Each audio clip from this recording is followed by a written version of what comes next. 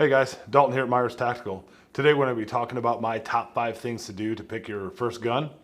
So if you find this content valuable, please hit the like button, subscribe to our channel, and leave any comments in the comment section. Thanks for watching.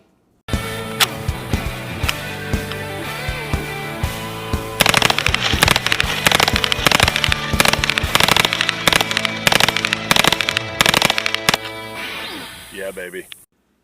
All right, time to buy your first gun. Congratulations. Probably a little bit intimidating at this point. There's only about 1 million choices out there for your first gun. So what do you want? What do you need? What are you looking for? These are all things that you need to consider when choosing your first gun. So I've done my best to help out. I put together my list of the top 5 things that you need to do before you buy your first gun.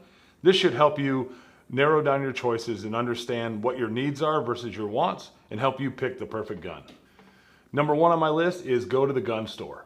The gun store has a large variety of guns there that you can handle, you can look at, you can touch. They have very informative folks that work there. So when you go there, you start handling guns, you find the guns that interest you, right? They're visually appealing. Then you start to handle them, make sure they fit your hands, make sure they make the caliber that you're looking for. And also make sure that if your significant other's there and they're going to shoot as well, make sure it fits them. Make sure you guys can come together and make a decision on what your first gun should be, whether it be to defend your family, to conceal carry, to take out in the woods and shoot, or are you going to go hunting with it, right? All of those things factor into what make, model, caliber, size, color, right? All of those things are a culmination of what you need to first pick your perfect gun. Make sure while you're at the gun store that you're actually taking notes and taking pictures. That way there you can reference back so that you remember what your top picks were. Number 2 on my list is choose your top 5. Narrow it down from around 1 million choices down to your top 5, right? Your top 5 should fill almost all or all of your needs that you're looking for when choosing your first gun. Once you've chosen your top 5, then you need to really start your research. So when I was researching for this video, I went on Google and I started typing in keywords like, or key phrases like how to choose my first gun or what gun is best for, right? And tons of things popped up. There was things like top guns for riding a bike, or best guns for running, or best guns for hunting, best guns for kayaking. Like there's tons and tons of research and articles out there. Once you narrow down your top 5, you can see which one of those top 5 fit in these categories or activities that you're going to do. When you start your research, make sure that you're researching guns that actually fit the need or the purpose for you buying your first gun.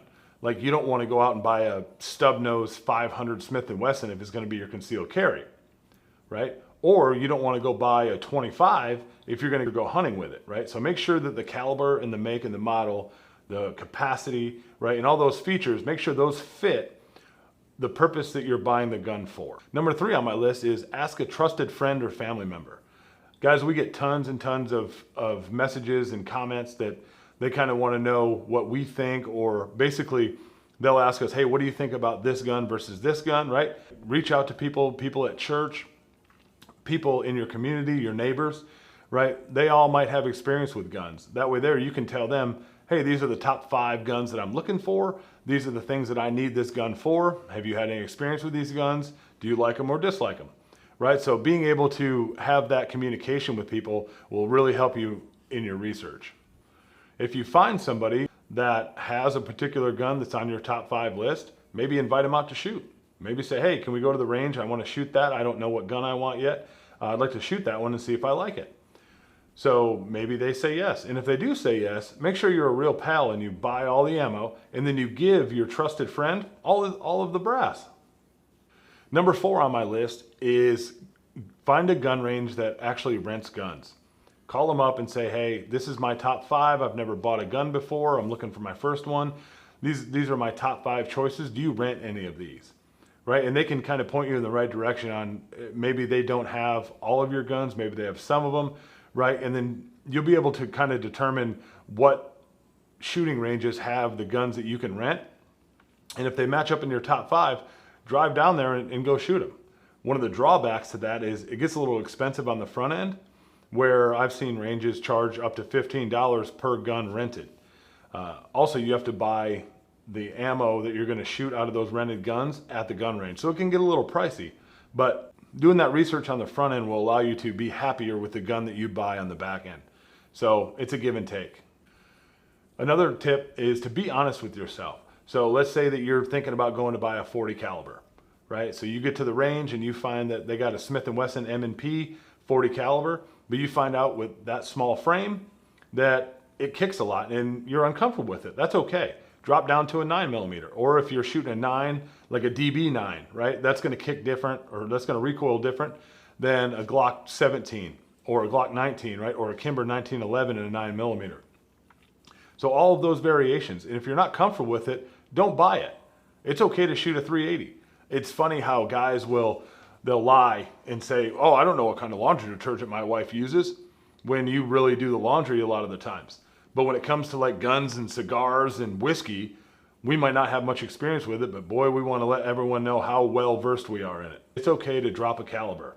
Once you get used to that, shooting that caliber, then you go up a caliber, then you go up a caliber, and hopefully one day you graduate to a 10mm. And step number 5 is go buy your gun. A couple things to consider when buying online. First off, when you're buying online, you're going to have to get that gun transferred to you. So the online company will send it to a certified FFL. That FFL will have to transfer it to you, and there will be a small fee associated with that. And also, if you buy them online, you may have to pay a high shipping price to get that gun to your FFL. So whether you buy them online or you buy them in a store, make sure you're doing your research so you get the best deal. Guys, a couple bonus tips that I want to touch on real quick. The first one is make sure when you're buying ammo, so you got your gun, right? You're excited, you're going to go to the range.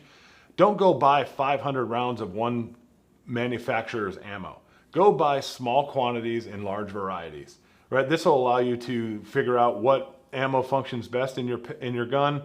It'll allow you to try different bullet weights, different bullet types, okay? So just kind of explore with the ammo as well. You want to test your gun to make it as enjoyable for everyone as possible. If you pick a particular type of ammo and you buy 500 rounds and your particular gun doesn't like to shoot that kind of ammo, you're going to have jams, right? You're going to get frustrated and you're going to have to just go buy more ammo. When if you just buy small quantities of different varieties, this will allow you to pick and choose which ones you like best.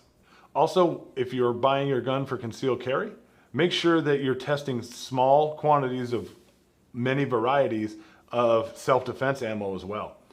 Try different bullet weights, right? Try different manufacturers and kind of understand what your gun likes best and what you shoot best. Hey, one other thing, make sure that you're reading the operator's manual. Make sure you understand how your gun functions. Make sure you understand how to clean your gun and how to care for your gun. Make sure that you mess with your gun, right? Make sure it's unloaded. Take it out, do your holster draws, right? Make sure that you're wearing it around the house to make sure that it starts to feel comfortable for you. All of these things culminate into buying a new gun.